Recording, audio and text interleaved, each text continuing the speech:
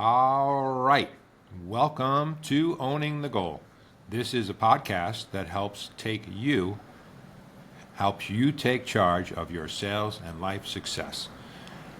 It's created by myself and hosted Brian McFarland, and I'm going to usually share my insights and inspiration from my 40 plus years selling career as an individual seller and sales leader.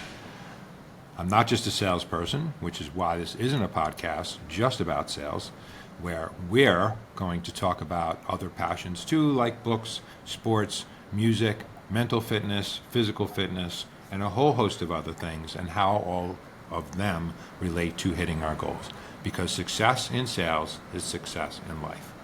And today, ladies and gentlemen, I am so excited to have this young man on, Scott Jet Set Trainer, who's dialing in today from Boise, Idaho. I've never actually met anyone in Idaho before. And I promise you as a listener, why you want to listen to this episode right through the end is you are going to be, where else can you get this kind of content for free? You're going to be educated. You're going to be inspired. You're going to be motivated, and you're going to be entertained, and you're going to have some fun, all with this time that Scott and I have together. So welcome to the show, Scott, and thanks so much for being here. Thanks, Brian. I'm really excited to kind of share my story and make it relevant for your listeners. It's an honor. Fantastic. Well, a very mutual feeling. Yeah. So what I want to do, as I've been learning, hopefully listeners, you're getting an improved Brian as a host, is today's story is about Scott. And he's a really fascinating gentleman. I had some time to learn about him yesterday. We could have recorded that and it would have been gold, but today it's going to be even more gold or golder. Yeah. So what I want to do is just throw the ball to you, Scott. Tell us about yourself, and the floor is yours. You've accomplished so much, right. And you're obviously a goal-oriented individual. So let our listeners learn and grow with you. Okay, Brian. I think the best place to start with this is, you said Scott Jet Set Trainer. What is that? Right now, we met off of my fitness platform. I'm an online fitness coach. I've been doing that for a couple years now. But before we get there, I think what I want to talk about is how did I arrive here on this show today? I'm going to go back to kind of a little bit about who I am and where I came from and end up here on the show. So I grew up in Southern California. I grew up in the South Bay, if you're familiar with where that is, listeners. It's an affluent, mostly white community in Los Angeles. I was thankful that I had pretty good schools there. My parents were, doctors. They got divorced, standard millennial divorced kid with a brother 2 years younger than me. And we went through life down there, growing up in Manhattan Beach, and went to school there and played high school football there. And I knew from a very young age in Southern California that there was a level of vapidness that left me uncomfortable as a teenager. There was a level of plasticity in the way Holden Caulfield and Catcher in the Rye had a problem in the 50s. If you've ever read that book, listeners, it's a great read. But the phonies were driving me crazy in Los Angeles, especially in my little bubble community. And like most young men, I wanted to do something different. I wanted to prove myself. I wanted to go through some level of a crucible to really find out, quote, the kind of man I was or I am, or become a man, like in Mulan, So I gravitated toward high school football, which was great. I had such a good time. I really learned a lot about myself through that, crucible, which led to me realizing that I'd love to be a part of a team and I love to be a part of something greater than myself. Naturally, that led to the military, which is not what people do from Manhattan Beach normally. They're like, you're going to the military? You want to go to Iraq? And I was like, well, yeah, I want to do something real. And I would throw it back in their court and be like, what you're doing isn't real. What I'm going to do is real. Rebellious teenager Scott is talking right now. Well, spoiler alert, the military has some fake people too. And I'll just say that right now. But I didn't learn that till I was well into it. But I eventually, in doing so, I went to Washington State. I had an ROTC scholarship, which was great. Super happy. Loved the program there, and became an aviation officer in the military, and was in Fort Lewis. Learned to fly Blackhawks, which was really cool. And that kind of got me into flying. And to be honest, I never dreamed about being a pilot. I just thought it looked cool. And the more Army things I was doing, I was realizing sleeping outside with the government is not that fun. And so, the Cowboys and Indians from the infantry side of things was getting a little old in ROTC and early Army training, where I was like, you know what? I'd rather be the covered wagon that flies in and drops them off. So I just kind of did the best I could in school and in college with my fitness tests and all the metrics that the military has to just try and get the opportunity to fly something. And in the Army, they only have helicopters, so that didn't bother me. I thought it sounded like fun, and guess what? It was fun. So, Wait, we're Scott, let me ask you a question. Apologize for interrupting. oh, So, good. so many great nuggets in there. First off, I'm entertained for sure at saying, you go from wanting to be a part of a team, and then you're like, let me sign up for the Army. Like that's that's it. You're the first guy I met who just decided that. So a couple of questions there. So ROTC, if I understand the program right, Yeah, they help you a little bit financially with college, and then maybe. okay. Oh, no, okay. And then you're responsible to attend a certain amount of time with them, and then your summers, and then at the end of college, you owe them time, correct? Yeah, and even taking a step back, when I was playing high school football, I was watching college bowl games and I saw Air Force Academy, Naval Academy, Army, and I was like, they have a football team? Like, can I do that? And so I originally wanted to go do the academies. And I did get my nominations. I did get everything I wanted, but I experienced my first hardship, which was I tore my ACL senior year right before I could do my physical fitness test to qualify for the academies on their rolling admission. I was basically going to West Point until I couldn't get my uh, I couldn't run. I had a reconstructed knee. So by the time my knee was in a good enough position to actually do the test, the window for the application, long story short, had gone to a national pool where I had to get a national um, congressional, I forget what it was called, but the national pool. It's just harder to get, right? But I did have my local representatives support me, and I couldn't get everything done in time. So I was already devastated. I wasn't going to West Point, and I was going to do ROTC at a regular college campus, which turned out to be a good thing. But to answer your question is yes. So ROTC, Reserve Officer Training Corps, it's the same thing as you end up in the same spot as a military academy grad. You become an officer in their respective branch. You owe time afterwards. I was fortunate enough to get a scholarship. Not everyone is. You can do ROTC on your own dime and still commission into said service. Did I Okay, answer all that's your really questions? helpful. No, that's great.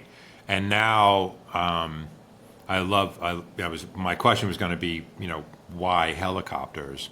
Because that's Hmm. like, everything I've seen about helicopters, that's like really hard Yeah, to do, right? That's not an it's easy hard to thing. do. So what's that like stepping? I guess I'd love to know, like, first time you ever got in a helicopter, or you Well, trained. That's got to be pretty intense.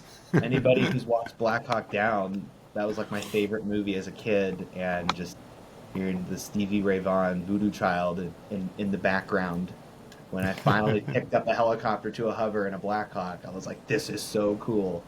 And I had the funny thing is, I hadn't flown a single thing until the Army had me in their flight school and we picked up our trainer helicopter, and I just was like, okay, 100% made the right choice. This is way cool.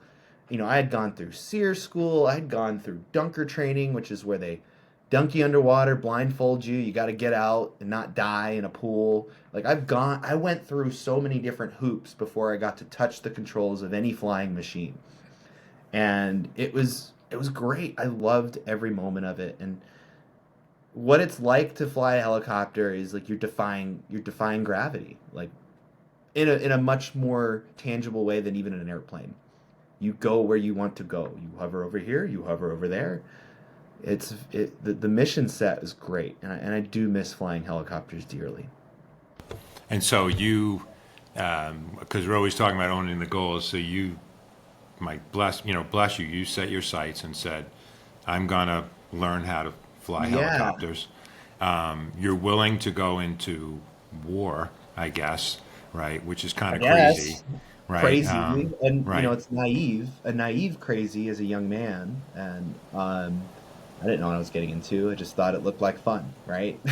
So right, yeah, right, it was competitive. Not everyone gets an aviation slot. You gotta take tests. You gotta have your eyeballs checked. You gotta do the physical.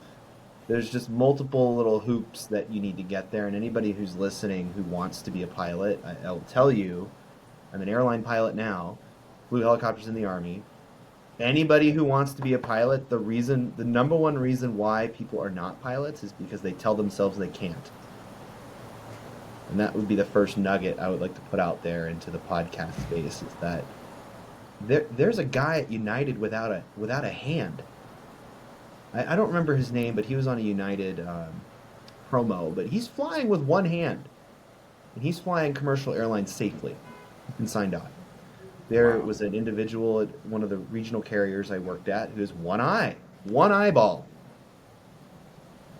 and he's been signed off to fly. So they are a perfect example of someone saying, you can't, and they're saying, I don't agree with you.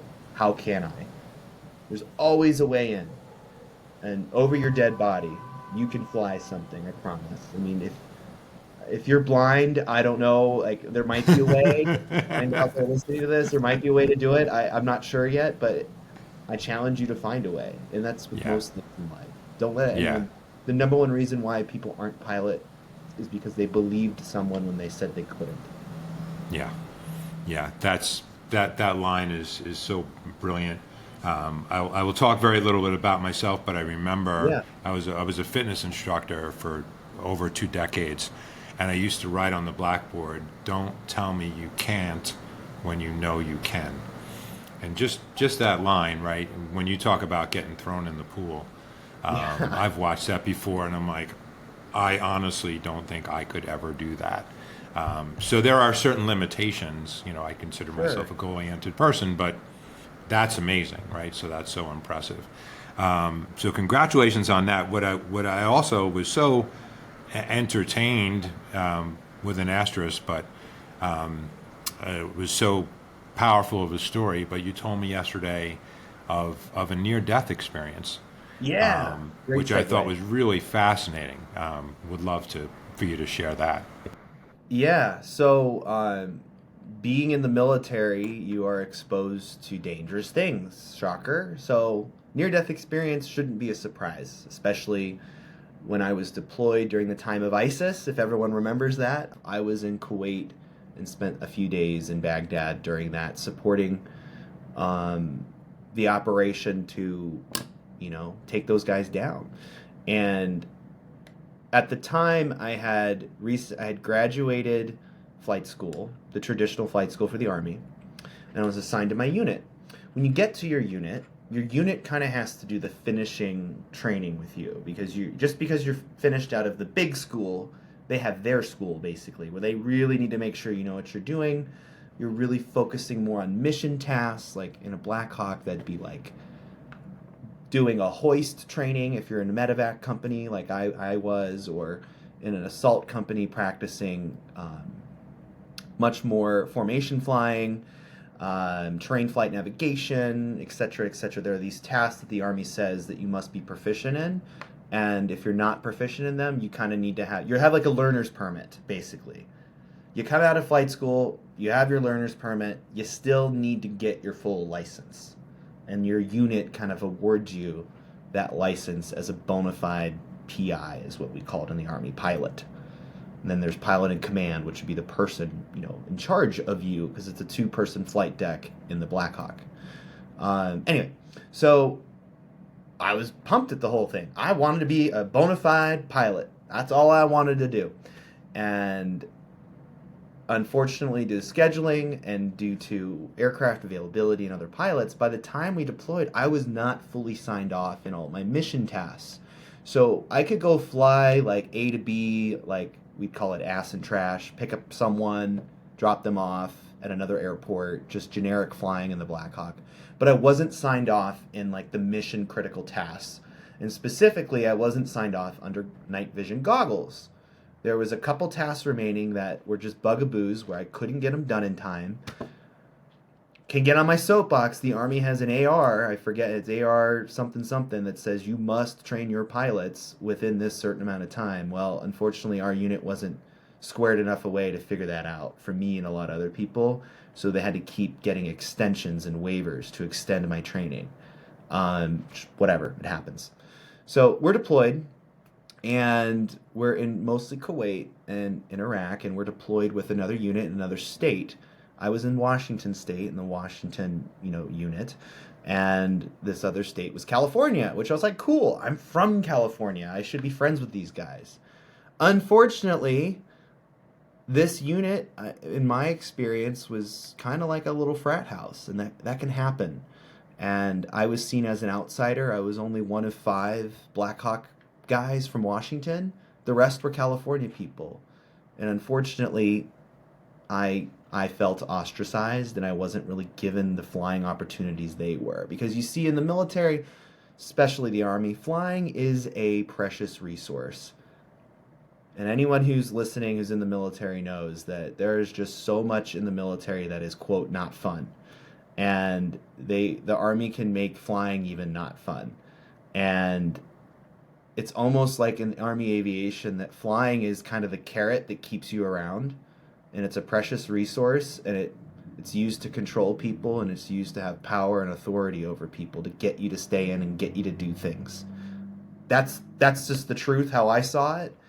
I didn't see flying as something that actually was mine. It was something that if they let me do, especially as an officer. And anybody who's a warrant officer out there knows that officers are in the aviation branch are kind of sometimes treated like you get to go on your carnival ride once a month and you get to go fly with a warrant officer, but that's not your real job. Your real job is to be a paper pusher and be in charge of the administrative functions, which is true. They're not wrong in that.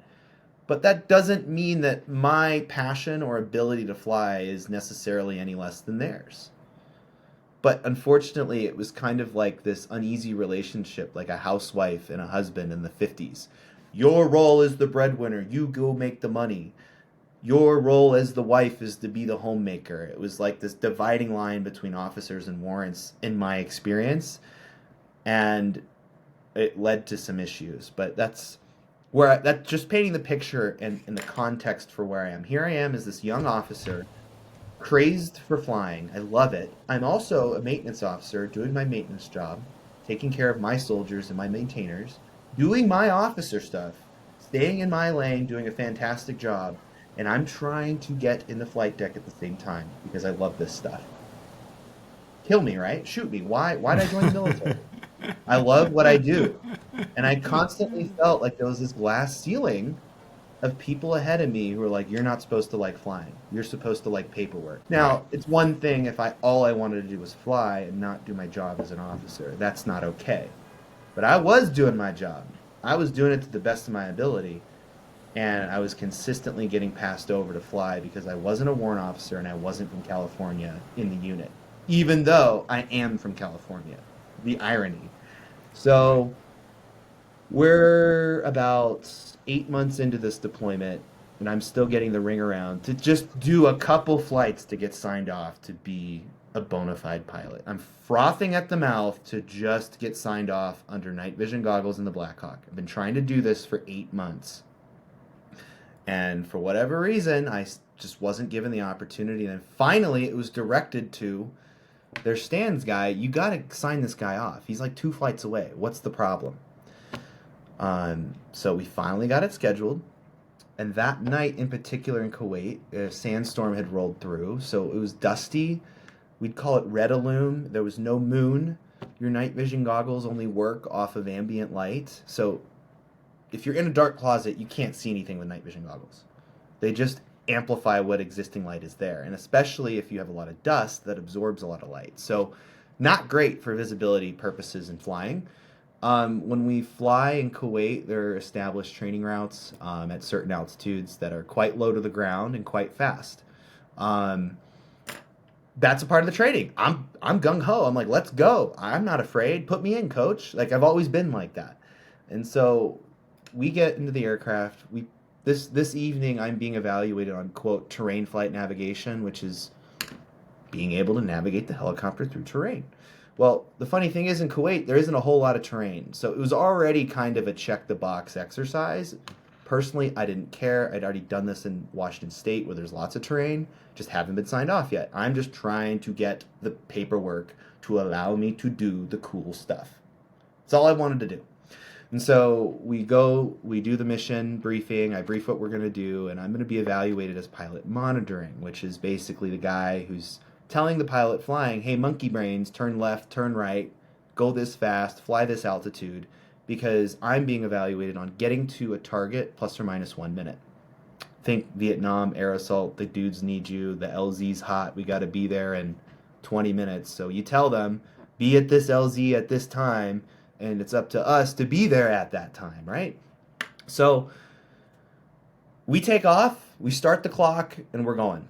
And it involves some, minor computations. If we show up to a waypoint a little early, that means we're a little fast, so we got to slow down. If we show up to a waypoint a little fast or a little slow, we got to speed up. So an example would be we reached waypoint 1, turn right heading 010, fly 88 knots for 6 miles.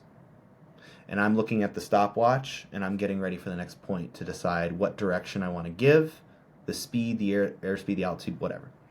So I'm busy doing that. Well, the instructor is flying the aircraft. And it was a really dark night, right? And so he was actually kind of messing with our different lighting. He was turning off lights, turning on lights in the aircraft to see what combination would give him the most visibility as he's flying this aircraft. So he was also kind of task saturated and evaluating me. We also had a crew chief in the back, which I'll get to in a minute. We're flying around and I'm deep in my computations for this next point, and I hear from the back the crew chief yell into the mic, climb, climb, climb, climb, climb. And I look up, and the helicopter has chin bubbles, if you can imagine. Here's the windshield, chin bubbles right by your ankle and your foot. And as I look up, I see rushing brush going through the chin bubble. I'm like, oh shit, we're about to hit the ground. Terrifying. I vividly remember that under goggles. Green shrubs racing through the window by my feet. And I think, we're about to die. And I agree, climb. I remember saying that. And I get off. I stop what I'm doing. I go to grab the controls because I don't know if the instructor's incapacitated. I don't know. But he also snaps out of it. And we both jump on the controls. I pull back on the collective and the cyclic and pull out of this dive. We had this very slow, insidious descent that was unrecognized until the crew chief, thank God, was like, hey, I feel kind of weird. Let me look outside. And he looked down and he saw the ground coming up at us. So he saved our lives, 100%. And terrifying. So needless to say, we complete the flight. It was very awkward. We didn't quite address what just happened. We finished the training, came back, landed. That instructor basically said on the debrief, well, you distracted me from my duties and I'm not signing you off today, and that basically that accident was your fault. And I was like, Wow. okay. All right. Wow. And at that time, I wasn't even upset. I was just happy to be alive. And I just said, all right, cool. I'm going to get out of here. And I'm going to go decompress somewhere over near where I was staying. And just coming to terms with I'm still here. And that just happened. Sure. It wasn't until a few days later that I realized how up that was to tell to any student, any junior aviator. I'm a captain on a 7.3 now. if a first officer makes a mistake and I don't catch him, it's my fault. That's the facts. That's what, especially as the lead instructor of the unit, should know better than that. And that was just an example of a lack of professionalism in the military that I was not expecting. And it was a big reason why I left, because the politics, the Mickey Mouse games, the egos were so strong that it is really eating away the professionalism that existed in the military. And that's my commentary on that now. Yeah. Why one of the big, I tell people the reasons why I left the military are for the same reasons I got in. Wow. Okay. And you can put that together. And I Sure. wanted to be a part of a team. I wanted to be a part of something that was bigger than myself. I wanted to be a part of an organization that was meritorious, that promoted people based on ability, not on who they are, or their creed, their race. I wanted to do something that I felt helped people, and I wanted to feel fulfilled. None of those things came to fruition the longer I was in. And I'm Yeah. speaking, I hope, to some listeners still in, that my experience isn't uncommon, and that there is a life out there that's not the military, and you're going to be okay. And it Right. doesn't mean you're a bad soldier. It doesn't mean that, because these are the tactics they'll do to keep you in. They'll basically shame you and say that you're not a team player, that you don't care, that you're not sucking it up like I am. Right. And that may be true for some people. But for the majority of the best people in the military, they leave because they realize they're just disappointed with the people around them. It's a good learning experience. I mean, submitting your ego to an organization like that. And there is a lot of benefits to that. I know the Army and the military as a whole is changing on how they do that now. Like, it's not as bad as maybe it was when you were experienced to it, because I think they've learned that that's not the only way to build soldiers, is to tear them down and build them up. Sometimes you don't need to tear them down. Sometimes they come ready to go, good to go, you know? But, you know, the intent behind that attitude is to build selflessness and build the team. You know, go through some shared trauma and bond over it. Like anybody who goes to basic or goes through those, like I went through SEER school, they did some not nice things to me. And it wasn't that those not nice things were just bad. It was an opportunity for you to grow as a person. And so the military does give you that opportunity to grow as a person. It's not just a wham, wham, wham. They were mean to me, I'm going to leave. I don't want anybody thinking that's what I didn't have a problem with getting beat up. You know, I didn't have a problem with the hard training in the Army. That actually was, I craved it. I loved that. And if your question is how did I get through it? That's how I saw it. I saw these obstacles of people, these bad attitudes and these people as like, okay, like, how are we going to make this work? Because there's the training environment in the military, and then there's the real Army. The training environment is scripted, right? And then you have the unscripted portion, which is go do your job. And yes, there's people of all shapes and sizes and personalities in the quote real Army.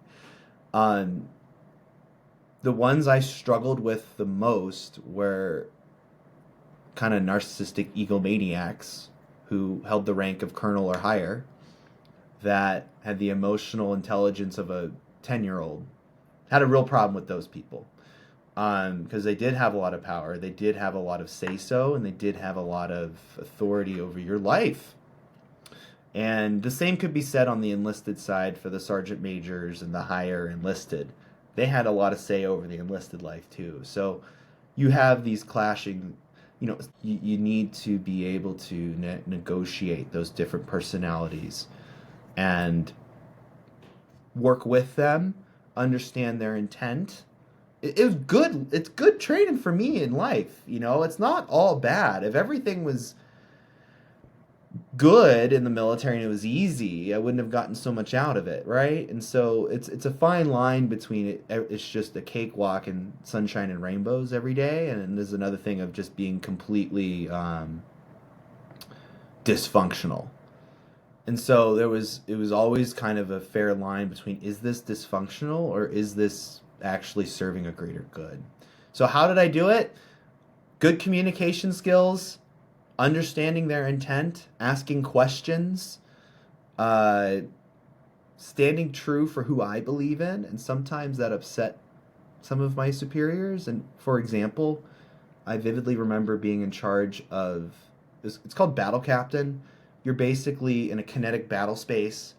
You are kind of the guy in the center with the television screens everywhere on the phone in the movie saying, "Where's this unit's under attack? We need to get air support to so and so." And you're the guy running the show, and you got minions communicating in this kind of central node.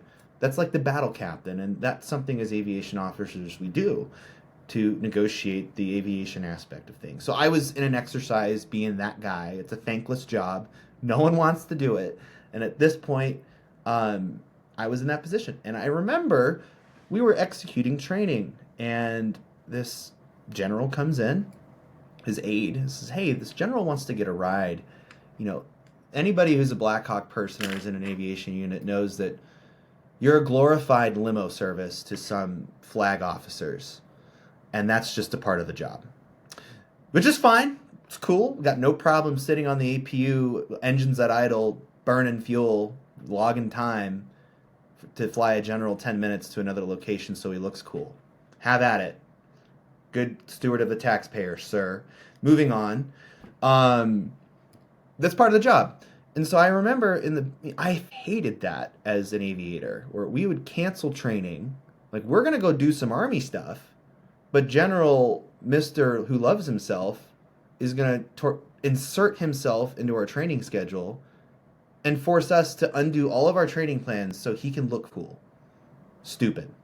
So here I am. I'm a battle captain, and I have a general's aide asking to do that exact thing. "Hey, sir, General so-and-so wants to take this Black Hawk to go witness this training and shake hands and sign babies' foreheads." And I'm just like, all right. I'm looking at the schedule, honestly, to see if we have assets to give him. And guess what we do? We have a smaller airframe that's called a Lakota. It's perfect for the general. It's not a mission-capable aircraft. It's really a command and control aircraft.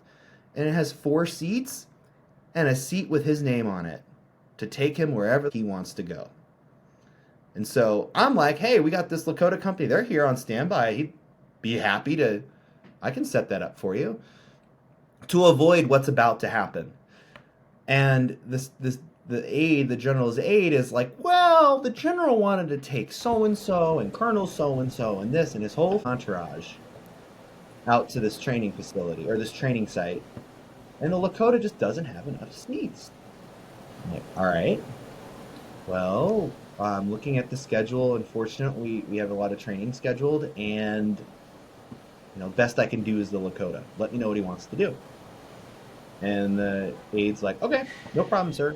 Leaves. And to be fair to this general who loves himself, he said, "No problem, Captain Derek," or Captain Scott. No problem. He had no problems with it. He was a cool dude, apparently. But in the morning, I find out that the general, whatever's talking to my boss, saying, "Hey, I'm going to go out on this Lakota. I tried to get a Black Hawk, but I understand you got training or whatever."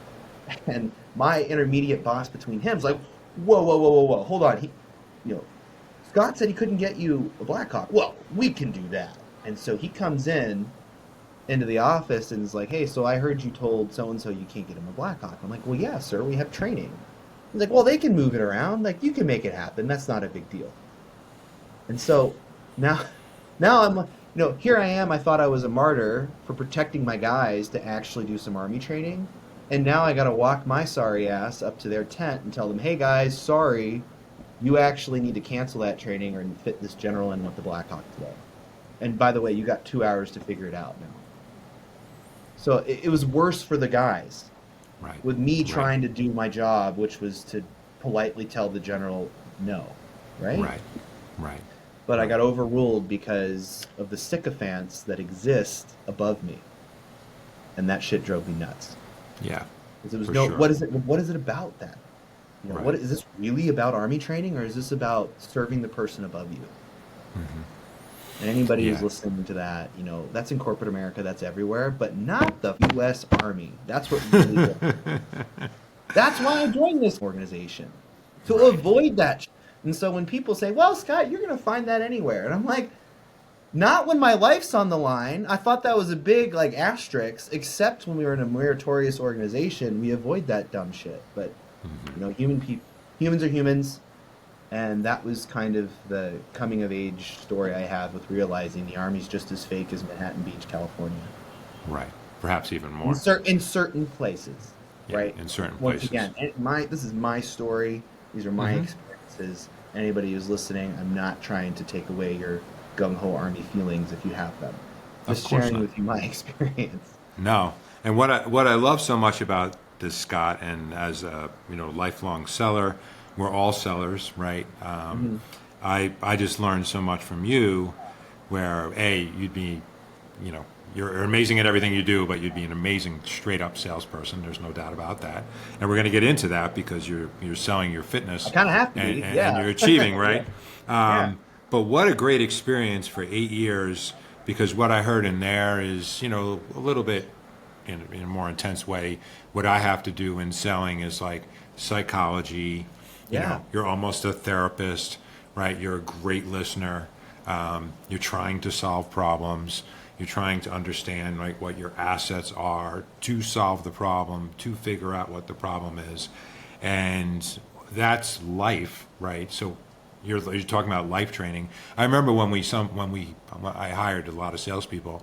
Anyone who was in the military, I would talk to my boss instantly, and you were a few levels up because we thought exactly what you just told me. Like anyone who can make it through boot camp and doing all the Sure, things you're tasked with, if I tell them they have to make more sales calls, I think that's a pretty easy part of their life compared to yeah, what else they've been through. So sure. I just love how you took that learning and then really converted it over to your life. So this being said, so now you decide you're going to leave the service. I guess Yeah, talk to me about your next yeah, transition and your next set of goals. yeah. It all came to a crescendo when I had that near death experience back when I was deployed. I had this realization that what am I doing? This almost killed me. This is now real, a lot more real. It's no longer this idea in my head of what it means to be an Army guy, Army Scott, right? And I realized, like a lot of young men, I was seeking to find an identity through the job that I had. And that job almost killed me, killed the identity, right? Was I okay with that? With really, after it was all said and done, and really taking a hard look at my experience in the military, I was like, no, no. Most of my military experience has been a dog and pony show. I don't want to contribute. I don't want to lose my life over some of the dumb stuff that we're doing. That's just my honest opinion in what I was doing. There were some things that were really awesome. Like we fought wildfires, we helped people, we did some medevacs. Loved the tangible Army stuff where we actually did something to help people. But there was a lot of it where I just felt like we were trying to justify our existence every day, doing things that I didn't really join the Army to do. And so I had to have an honest talk with myself. I was like, "What? How did I get here? How did I end up here?" And you go back to kind of what I was saying in, high school. I wanted to be a part of a team, wanted to do this, blah blah blah blah. And I was realizing, I was like, what other things have I not done because of my affiliation with the military, or because that I wanted to pursue this manly man crucible? And I realized I was repressing a lot of who I was as a person so I could, fit the dress, or fit the suit. I wanted the suit to fit me, but the suit wasn't made for me. And I was having that realization. It didn't mean that it wasn't worthwhile. That didn't mean I didn't have a great time and make lifelong friends. It just meant that it's time to do something new. And so I originally had considered trying to go to the Air Force, thinking that the Air Force was, quote, better. The grass was greener. Seemed nicer. They got treated a lot nicer. And that is probably the case. But I went down that path and also pursued. I knew I loved flying, and I knew there was a shortage of airline pilots, and I pursued maybe doing that as a civilian job. I was in the reserves when I got back from my deployment, and I was like, well, I need to get a job, so let's pursue this airline thing. This looks like fun. And once I got my airplane ratings and got my add-on and flew in the regional, I was like, why would I go fly for the government ever again? And so I decided to kind of stop the Air Force goal and pursue the airlines full time. And it's been a wonderful career. I can't speak, you know, enough about it. And so but in addition to that, I started to work on myself. I came back from a deployment. I had a girlfriend leave me when I was there. She had cheated on me when I was deployed. It was just like all these things were collapsing during this deployment, where all the things that I thought I knew about myself and the people around me just went poof. And I kind of had to remake myself. So I always wanted to learn to do salsa. So I took a salsa class. I was too afraid before the deployment to do it for what people would think about me. I always wanted to kind of be more creative, and I got a DJ job at a country bar. It was so much fun. And if anyone's seen my content, I started to wear clothing that was like more revealing and tighter, and I felt good in, and I felt sexy in. But I felt like I couldn't do that in the military. I felt like I couldn't be a man if I wanted to wear a Speedo. Like there's this homophobia, there's these attitudes about what a man is and what a man isn't, and I was coming to terms with it and deciding, what man do I want to be, and I don't care what anyone thinks about that.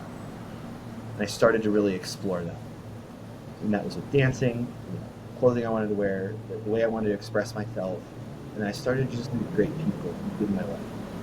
So I got to back up 1 second. You had me at hello yesterday. I really enjoyed talking to you so much. So my dad, shout out to my dad. My dad learned to fly. His passion was aviation. His dad's brother was a pilot for TWA. Cool. Back in the day, I got told when I was a little kid that Uncle Leo was making like $100,000 a year, and that's like in the 70s, right? So I was like, oh my God, I wanted to be a pilot. I couldn't be a pilot because I had bad vision. So my dad was a single engine pilot, then he got his instrument rating, then he got his instructor's rating. Cool. So he was doing it, and then God bless my dad because he had to give it up because they pay nothing at that small scale. Sure. So once I was born, he couldn't afford to do that anymore, so he got out of it. Point being, you said, so you get out of flying these crazy expensive helicopters, and you're like, oh, I'm going to go get my commercial pilot's license. Like it's me taking a test. Like, there's a lot of stuff involved in that, man. Like, there is. You set this goal and said, I'm going to do this. Walk me through that process of what's involved in that, because it's a lot. You're flying airplanes with people in them, Yeah. So, at the time, there was this really cool program called Rotor Transition Program, and I couldn't have done it without them. They actually helped finance Army, Navy, and Air Force helicopter pilots to go get their ratings, provided that you went into one of their feeder systems in the regional. And you just kind of have to get hired at that regional, and they say they like you, and then it says, great, we'll give you this fixed amount of money to go to one of our approved schools and go fly some airplanes, burn some holes in the sky in a Cessna 172, get your multi-engine commercial, and I can go into the specifics of it, but so I applied to that program. I was selected. I moved my butt down to Pensacola, Florida, and for 6 months, or not 6 months, it was more like 3.5, 4 months, learned to fly airplanes, learned to do it with some small airplanes, and got enough time in there as a pilot in command and burning holes. And that also was a very opening experience to me to actually fly something that wasn't in the government. Believe it or not, they kind of throw you in and say, hey, you're good, you can land the plane safely, go fly. And I learned a lot, actually. I learned a lot more much quicker, whereas I felt like in the military, I was always being told I couldn't. I was always being told I couldn't do this, I couldn't do that. You have to wait your turn. It was just like this long, flying helicopters is difficult, but they were almost acting like I wasn't ready for it. And it wasn't that I didn't have stick and rudder skills in a helicopter. They're like, well, you can't manage airspace. Well, you can't talk on the radio. Well, you can't do this. And it was like, I'm doing it in a 172 in Florida next to the Humboldt Air Force Base and Naval Air Station Pensacola, where they got F-22 Raptors flying in around me, all the things that are more important than me, and I'm negotiating this airspace just fine on my own. Why can't I do this up in the Blackhawks? And Right. it quickly showed me that me being a great aviator, I don't have to just do it in the military. Military is great Right. at producing aviators, but I'm responsible for my own abilities as an aviator, and I can go do it without them. That was the biggest lesson I learned. And so I was, Right. I moved down there. I got my single engine rating, private land, and then I got my instrument rating in airplanes, and then I got my multi-engine commercial with like a Seminole. And because I did have a commercial equivalency in helicopters, those tasks were abridged through the FAA, so I could get a multi-engine add-on quicker than someone who had never flown anything before. Okay. Yeah. Okay. Wow. So now you're a pilot, Well, yeah, which is now I'm amazing. qualified to fly a regional aircraft on a restricted ATP, and I did, and I went into a regional airline and survived their training there and started flying jets. So that was the next learning curve. So yeah. And that's how we got to be Scott Jetset trainer. There we go, and that's the beginning of it. Yeah, totally.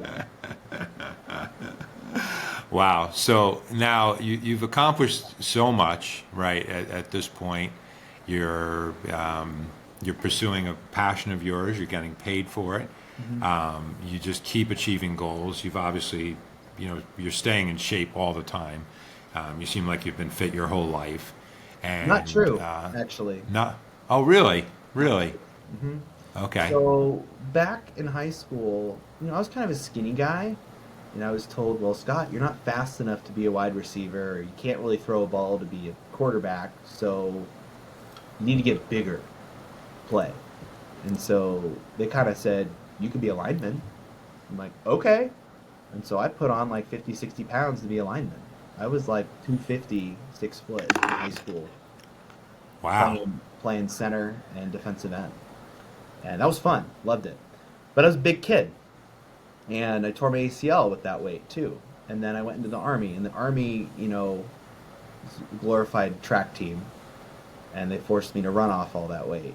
But even then, after the military and whatnot, um, the funny thing is what really got me. I was always into like fitness and like I played hockey in college, so I had like all the CrossFit workouts, all the performance-based workouts for the military fitness tests or for hockey, but I never had like just average Joe Scott. Like what do I do to stay in shape as a average guy? And I was struggling with that. Actually, I would describe myself as skinny fat for a lot of years, and it really bothered me. And I got into the airline lifestyle, and I quickly saw the individuals around me and the health problems that they suffer with daily. And it's really tough. Like I just had a red eye last night. Your sleep schedule is not the same. It's never the same. You're eating food. You're eating out constantly because there's only so much food you can bring with you. Right. Just the fact of traveling has increased cortisol in your life, right? Like how many times do you go on a flight? Just one, and you're just like, man, I'm tired today from flying.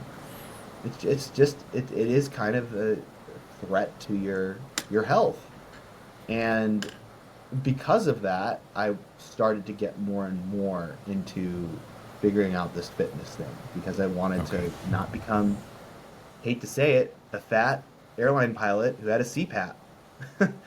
Unfortunately, there's a lot of fat airline pilots with CPAP machines, and it's really sad. And it doesn't Right. have to be that way. And I was like, I'm not going to be that person. Okay.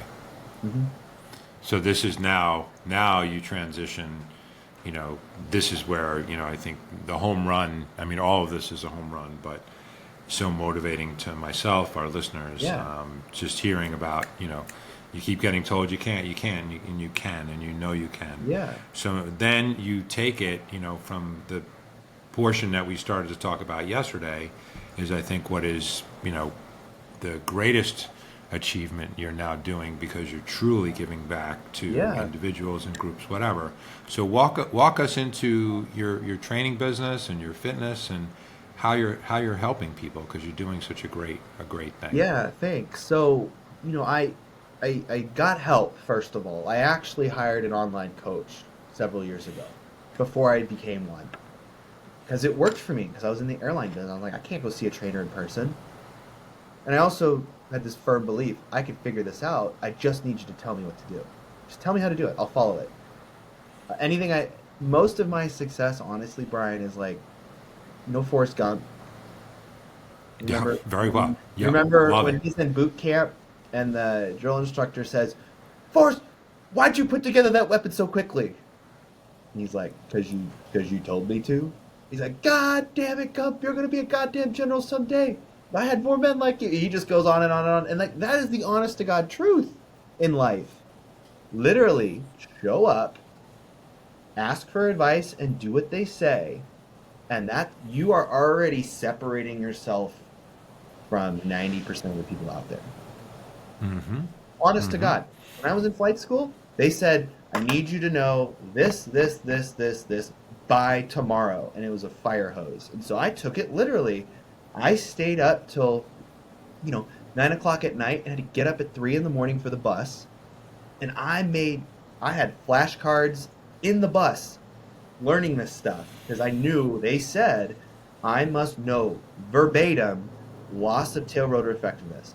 Loss of tail rotor effectiveness is the uncommanded, and I still have piece of it in my head from freaking flight school, you know, uh, and I took it literally, and I really was successful. I was distinguished honor grad in my class in the Army, and that was a surprise because I thought everyone else was doing it, but they weren't.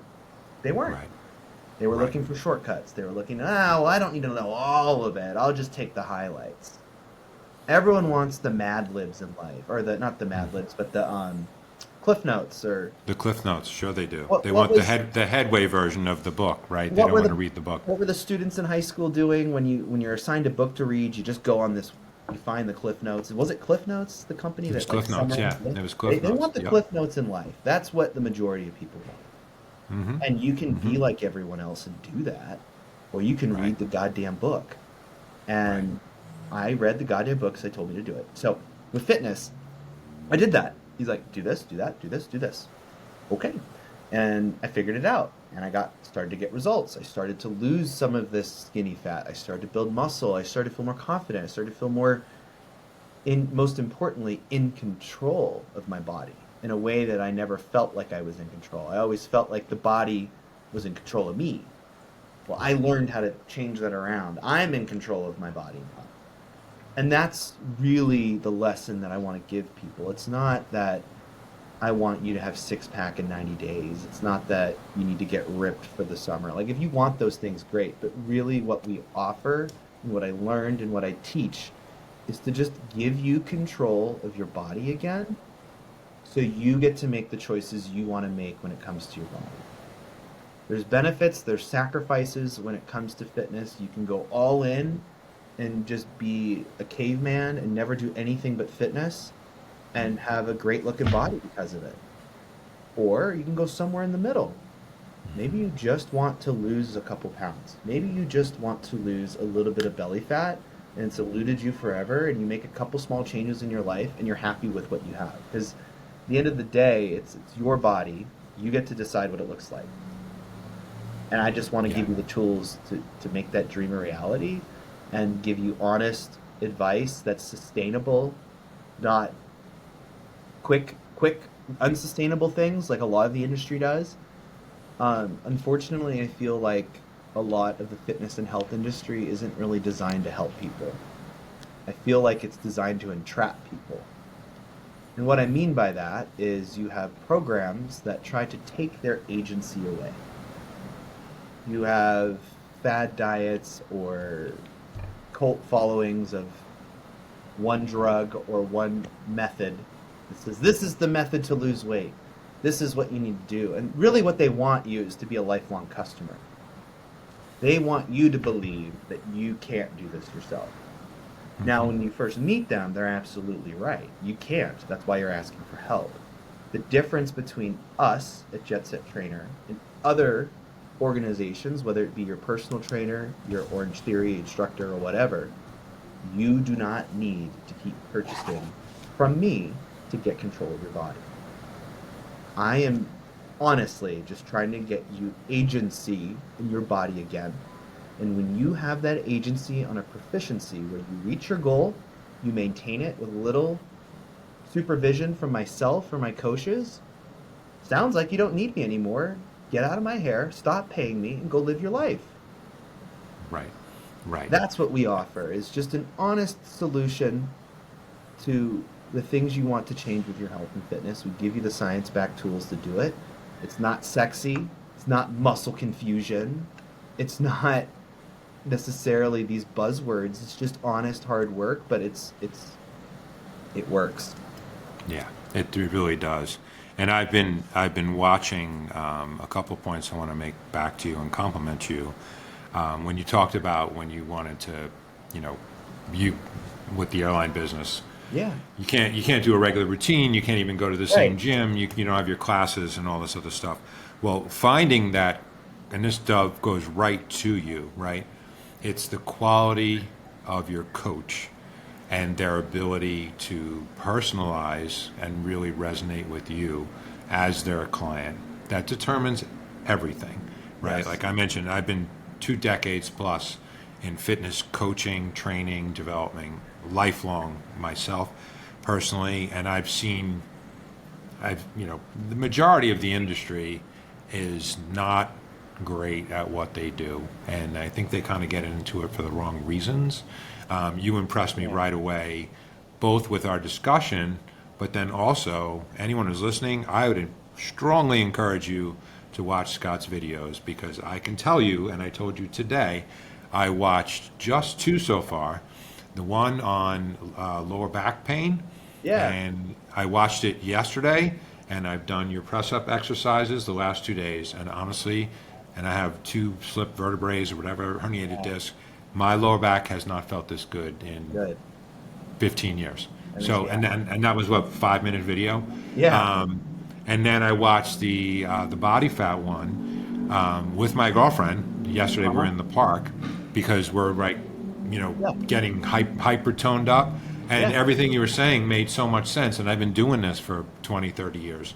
So finding a quality coach is everything. And you would be the type of coach, and I'm sure the coaches that you have that do it the right way that I so applaud, which is get someone on track, right, so that they can be self-sufficient. But a quality coach like yourself and your team, I want a dose of you every so often, Right. right? Because it's like a booster.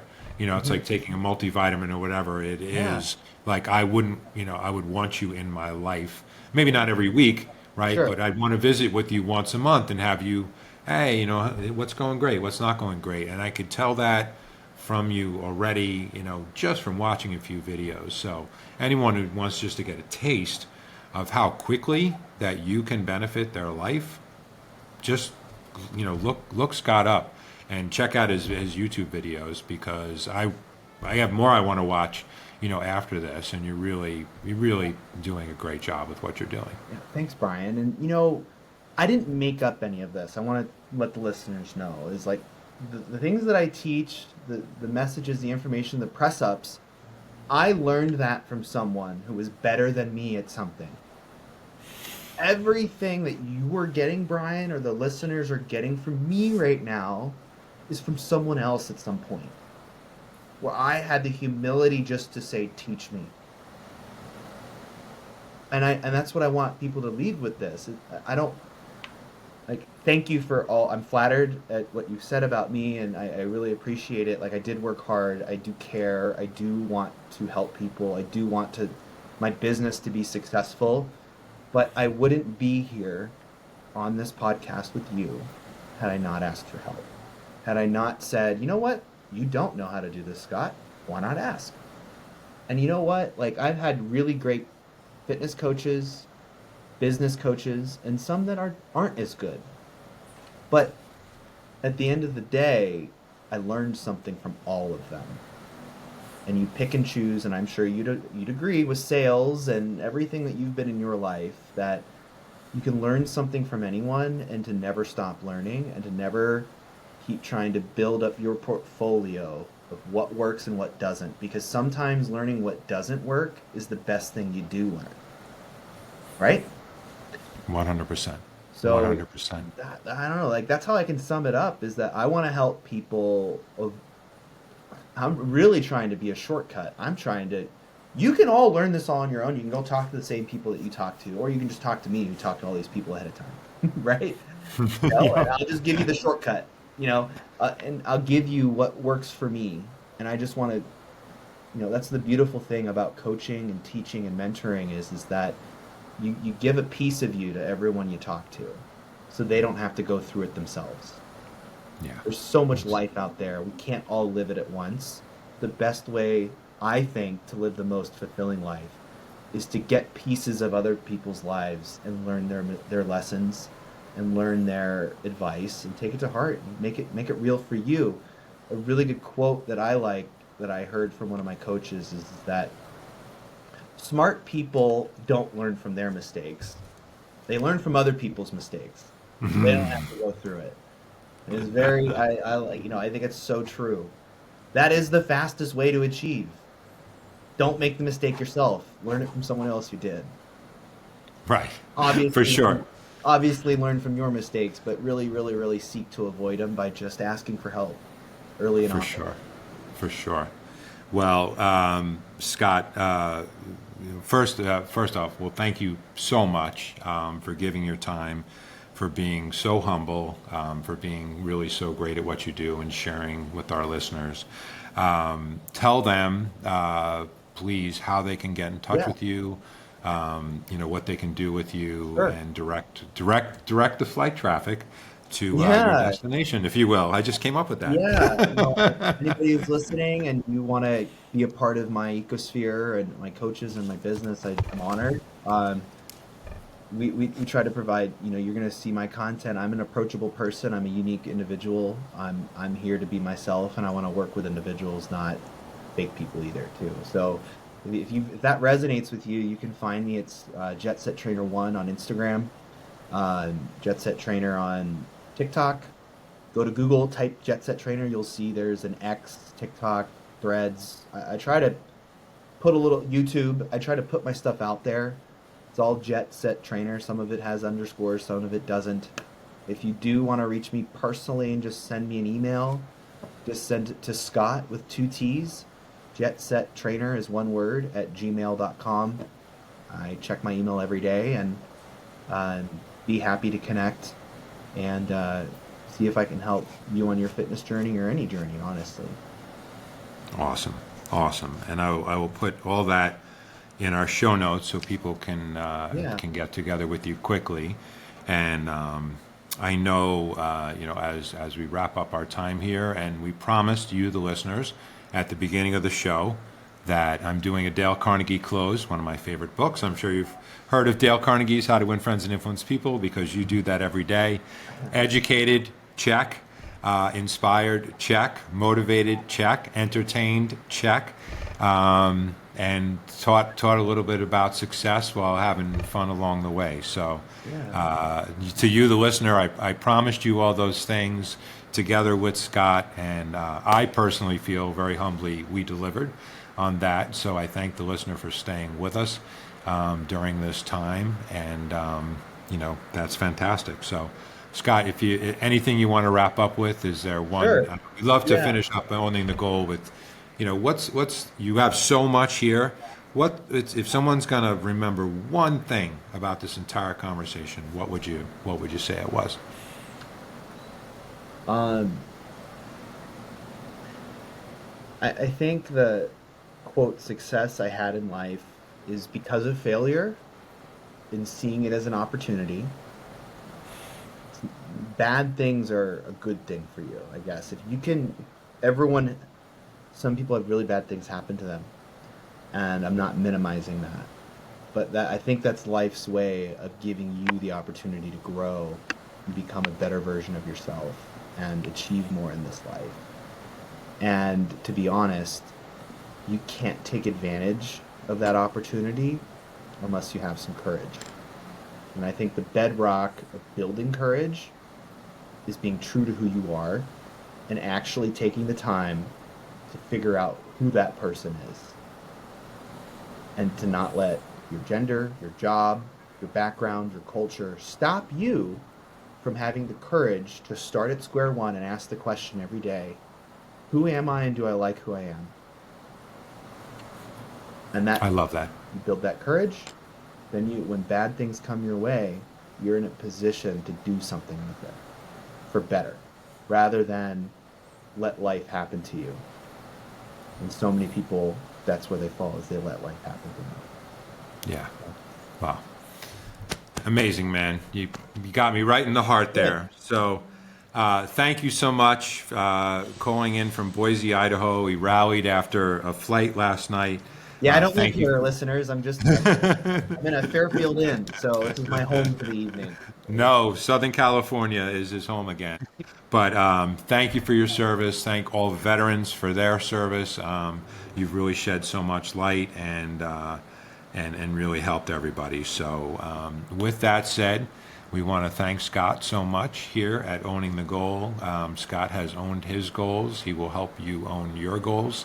And because he's been so successful in life and sales and everything that he's done. So you can always find our episodes and find us at owningthegoal.com.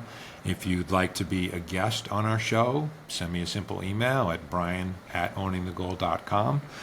We'd love to have you. You always hear us on YouTube. You'll see us on YouTube. We've got Spotify, Apple, whatever your favorite podcasting or listening platform is. We're all over there at Owning the Goal. So that being said, again, Scott, thank you so much for the time, for the inspiration, and we'll look forward to hearing from our viewers on our very next episode. Awesome. Thanks, Brian. It's been a pleasure. I had a lot of fun today. You're very welcome.